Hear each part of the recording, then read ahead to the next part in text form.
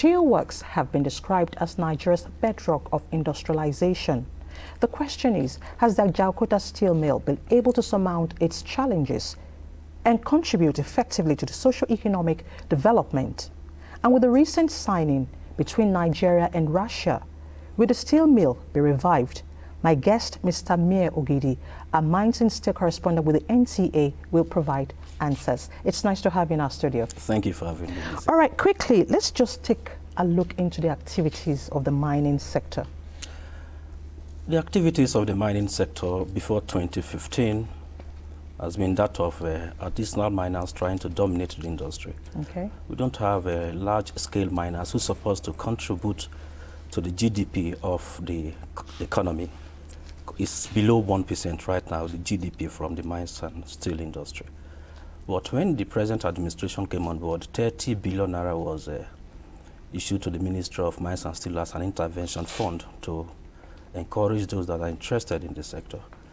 And the Bank of Industry, in collaboration with the Ministry of Mines and Steel, also generated about 5 billion naira to support artisanal miners. So for now, I think it's trying to pick up. The target is to get 3% contribution to the GDP by the year 2025.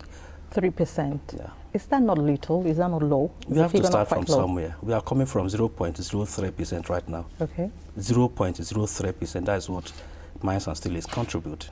Okay. But now they are trying to target 3% to the GDP. To the GDP. All right, now that steel mill has been there for over 40 years, if not more than. But really, with this signing that has happened, what does this portend for the industry and Nigeria?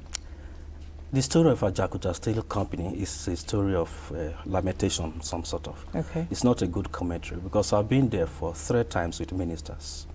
We are talking of a steel mill that is occupying 24,000 acres of land with 24 estates, with medical facilities, 66 kilometers of road crisscrossing, and has the capacity to generate 110 megawatts. And it has 43 plants, different plants, and 40 of them are already completed. I mean, installation of equipment, all completed. But 40 years after, from 1979 to date, we are still talking of how to revive that kind of bedrock of the nation's industrialization. We have the raw materials around there. We have a tackle, even railway. We have railway to that extent, to the mill. But due to some factors that can be attributable to international politics, lack of political will, and some court litigations, we are still talking of how this place can take off 40 years after. So it's really a sad commentary. But with the coming on board of the present administration, the Russia government are the original. They started the project in 1979, a company called TPE. They started the project, but because of payment issues, they left. Okay. But I think they are trying to overcome some of those challenges. For instance, in 2004, former President Olusegun Obasanjo concessioned the company to an Indian company called ISPAT. But 4 years after, not even one road was produced. Not even one? 4 years after, that is 2004 to 2008, nothing was produced. That was a clear demonstration of lack of capacity on the part of the company to actualize the dreams of the Ajaokuto Steel Company. Okay. So in 2016, the government decided to concession that facility, that Ajaokuto Steel Company, through the Ministry of Mines and Steel, when President Governor of Ekiti State tried to concession it, not completely selling it off, but concession. But that was when the Ministry and the National Assembly, precisely the House of Reps, they had some face-off because the National Assembly stood its ground that they will never concession that. Okay. I'm sorry to cut you there. The issue of concessioning, it has to come up now with this signing. And there have been different reactions from different quarters about this. What will happen to concessioning now? The government has made a statement, position very clear, that the Ajaokuto Steel Mill will never be concessioned. Why? Because government is talking of giving employment to 100 million Nigerians. 100 million Nigerians. Okay. And Ajaokuto has the capacity. It has 3 phases. We have phase 1, 2, and 3. Phase 1 is to generate 1.3 million metric tons of steel, and that will bring employment of 10,000 youths. Direct jobs, 10,000, and indirect jobs, 500,000. Second phase will increase production to 2.6 million metric tons annually.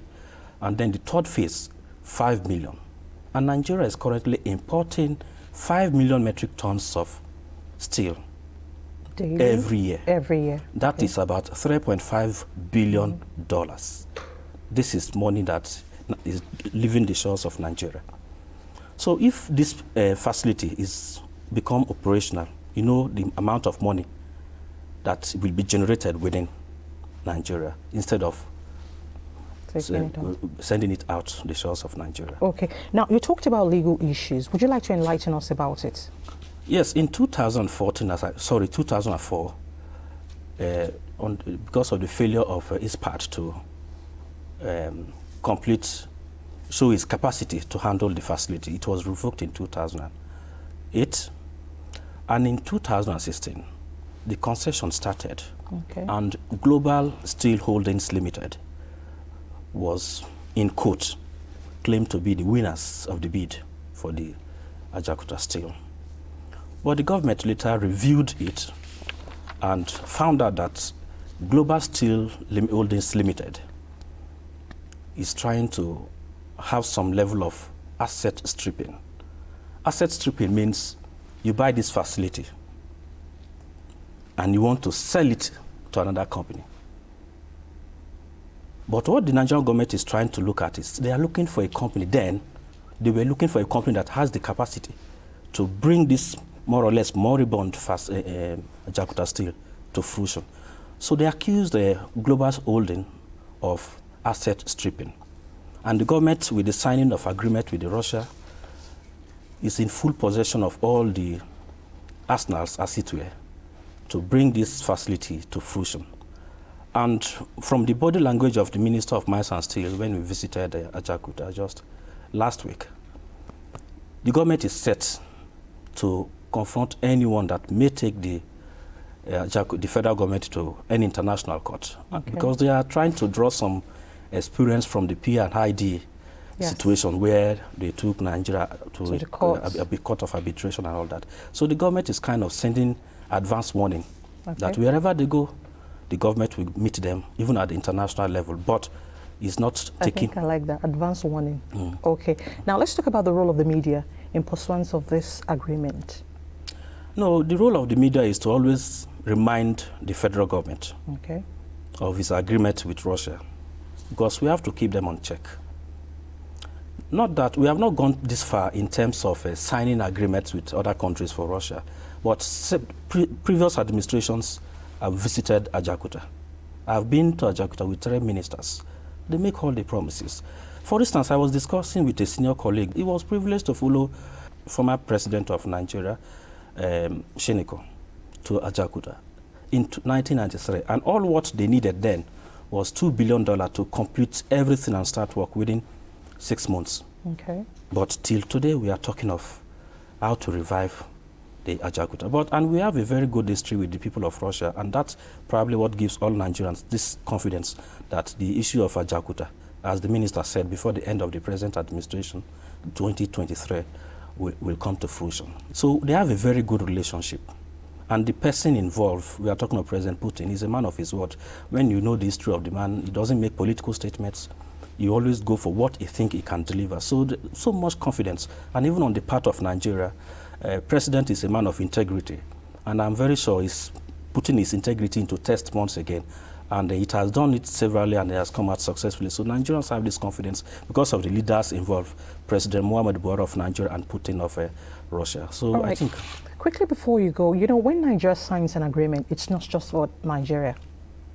It extends to other African countries. What does the signing portend for Africa, the African economy? As I told you, we are spending $3.5 billion on importation of steel. from other countries. You know, South Africa is doing very well when it comes to steel production. Egypt is doing very well when it comes to steel production. South Korea has started its steel industry. The building started with that of the Ajaokuto we are talking about. Now they are making so much money from their steel industry. And I think so much foreign direct investment will come into Nigeria if this steel company come to fruition. And in terms of financing, I think there is zero of hope, because the Russian government has already given directive to the Russia Export Center to do its part of the funding, and the Africa Exim Bank is also doing its part. And in the 2020 budget, we are talking about 3.79 billion naira has already been allocated for Ajaokuto. So it's a good takeoff. Even if we cannot start with all the 43 components, at least we are talking of steel. Steel, I think, it's a good way to start. With steel, we can go into manufacturing of vehicles, ship, and other, even road construction. So when people say Ajaokuto is the headquarters of Nigeria's industrialization, I think they're not far from the truth. All right, so that means our local manufacturers should start warming up. They have to. All right, Mr. Mie, thank you so much for your time. Thank you. Thank you for coming to enlighten us. Thank you. Thank you so much. And that's it on the Media Review segment this week.